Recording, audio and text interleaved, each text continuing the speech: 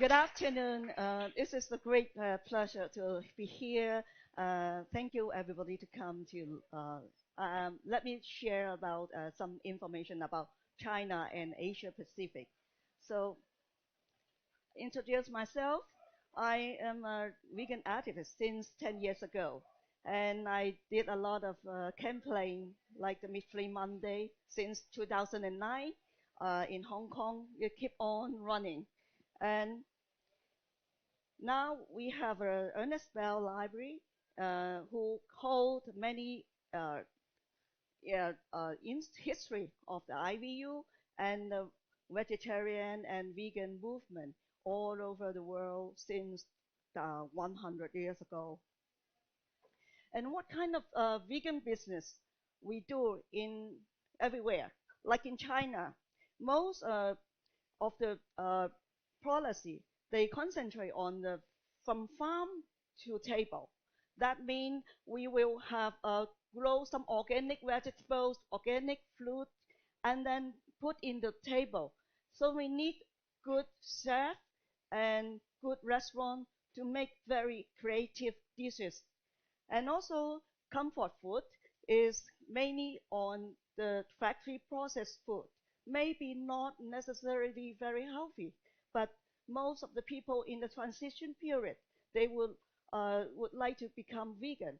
They would try to put on some kind of like a cheeseburger, vegan cheese, vegan burger, vegan sausage, vegan anything.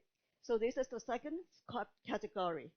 Now we are having many this kind of food in the world, many manufacturing, and also the functional food is about superfood that we have all over the world. Like in Asia, we have ginseng, we have lychee, who help. There is some kind of function to heal our body. Sometimes we have some illness, we can use this kind of substance material to keep ourselves healthy. And the other thing is for vegan is non-food. We call it vegan shoes, vegan cosmetic, vegan personal care, household product without any animal ingredients. First of all, I would like to tell a story about the tofu. Here's China. They made a factory in Europe in 1908, 1909. Around this period, just like IVU just set up in 1908. So Mr. Li, who was in China, he went to Paris to set up a factory. This is a tofu factory. It's the first vegetarian factory in the world. It's in France. What what do what did they make? This is that at that moment they used this company Tofu Gongsi is they sell soya. They make a lot of product made from soya. So this was the first factory. They made a lot of product in Paris. They hire some workers, some students from China. At that moment, there's some young communist party. Now later they become the very big leaders in China. So the building is there in Paris and look like this, but nowadays, of course, it's no more. And this is the leaders who initiate this project, that they have this good philosophy about to making people healthy and keep sustainability development lifestyle. At that moment is 100 years ago. And these machines, they're there. They're making a lot of tofu factory. This is the factory, the machine making product, and some at that moment that was very quite advanced. And it is 1909 to 10, they came to the Brussels, to have the expo. They went from China into Paris, and they take the railway and cross many countries, and then go to Belgium to have a expo. This is the product and the counter there. They were in the expo. What they have is that was the poster about the World Expo during 1910, and this is um, the venue that they keep the product inside to show the people. And this is a more colorful one. And this is quite fashionable there in during 100 years ago. People dressing very fancy dress, uh, and what have they have a lot smoked cheese. In fact, they do use the soya to ferment, like we use the dairy to make it into cheese. The same thing. Like nowadays the vegan cheese, they make they sometimes use a lot of starch from potatoes or starch from soya to ferment and do some flavor, and then they make it the vegan cheese nowadays. But at that moment, they have already had this kind of product. So, and also they have the soy yogurt, and that was the 1912. They have already got the the patent. This is the patent number for those soy milk they had made. They're still there, and we got a lot of information from Europe. We collect in the library. And this is the book during that time Mr. Lee has published in Paris. This is in French, talking about how to use the soybean, how to make into different kind of products, and how nutrition they are in in in the soya. They have already have this kind of research and put it into the book, and that and they have only French and Chinese. Um, Talk about the how they come to the Paris. This is the Bully village. They start the journey from here. At that moment, those leaders are very young, and they nowadays they become they already died, but some of them they become a very big leader like Deng Xiaoping, Zhou Enlai. They all attend the factory over there to work, and then earn some money, and then at the same time they can study and study some advanced technology. And these are the pictures. They at that time in 1924 they were very young. So you can look at the picture, you can find Deng Xiaoping in there. So and then how China get into IBU uh, Congress. It was 2006. This was the first time in India, Goa. There was 25 delegates officially sent from China to IBU Congress. So they have a very big event, and very successful event in in India. Yes, yeah, yeah. And let's talk about what's now China, what the policy now in mainland China. They, the policy for mainland China is to reduce people's meat eating consumption by 50%. That was last year. And they used the slogan, fewer meat, less calories, and better life. And at the same time, they have a few sustainable development goal, which is match the UN declared sustainability development goal. They should be attained by 2030. So we are trying hard to make it the citizen the diet to accomplish this goal. So in China, during 2014, there was only the population of vegan and vegetarian, there was only 3 million. Now, today, we have 50 million population. And at 2014, we have around 1,823 vegetarian vegan restaurants. Now today we have over 6,000. And some of the restaurants we can go and eat free of charge. We just go and eat and come out. And sometimes you have to do some volunteer work. There, at that moment, 2014, we have only 300. But today we have 1,000 of this kind of restaurant. They voluntarily keep on running this kind of charity restaurant so that the poor people can get into that restaurant to fill their stomach full without paying any penny.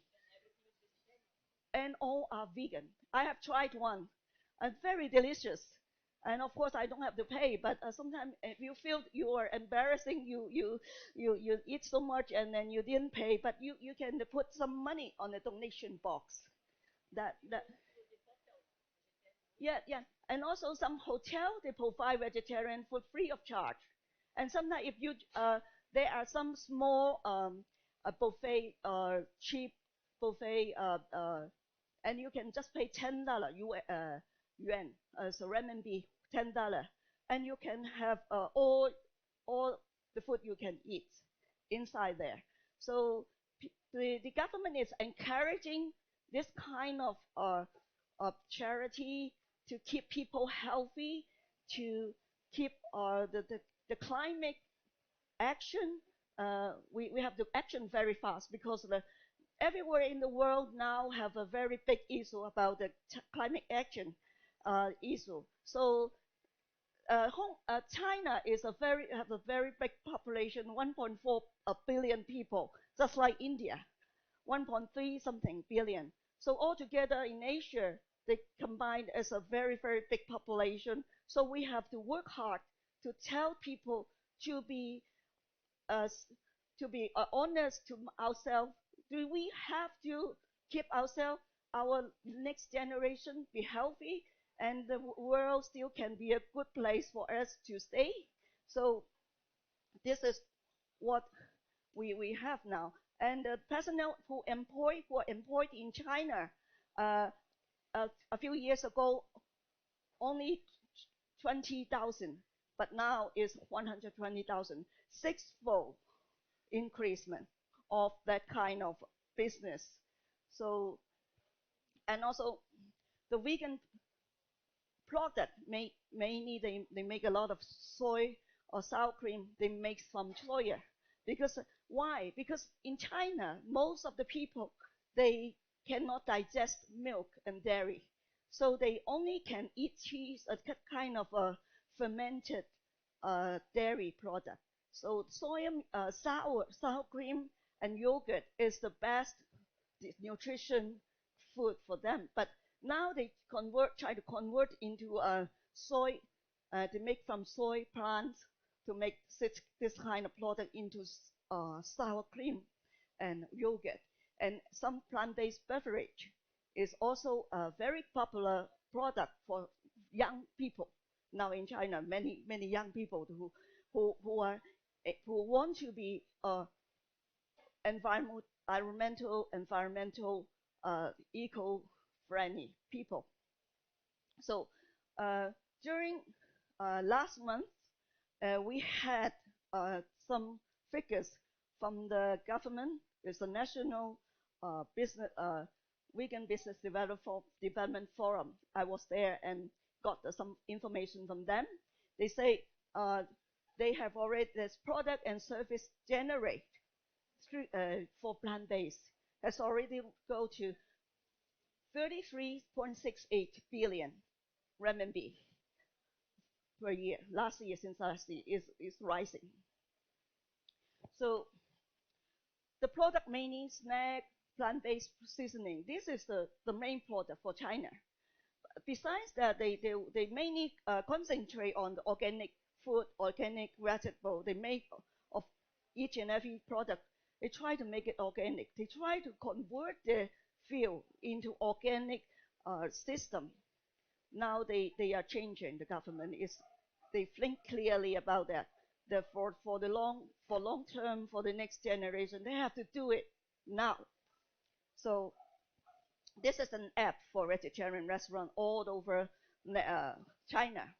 There's over 7,000 restaurants there. But of course, happy cow in the world, whole the world is of course is different because the language barrier for China is still an issue for their product, for their service go into international.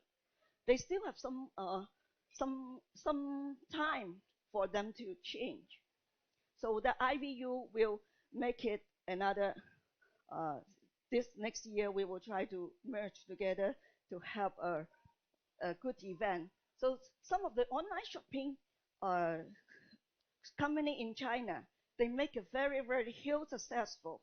Uh, they have over 400,000 customers. Some they have 300,000 customers. They have the annual income more than 6 million renminbi. There are 30 of this kind of online shopping. So they need a lot of import food. But of course, we still have some barrier in the custom. But we are trying to get into the solution, how to get those overseas products into China with a very low tax and to simplify the procedure to clear the custom. And also we have in Asia, we have the Asia Pacific vegan certification. It launched last 2 years, and we have some product, and this is the sample. So next year in Asia, what happened in next year? We have the IVU Vegan Festival in Beijing. That was September 13 to 30, is around that area. So please stay tuned. And also we have the APVU, the Asia Pacific Vegan Cruise.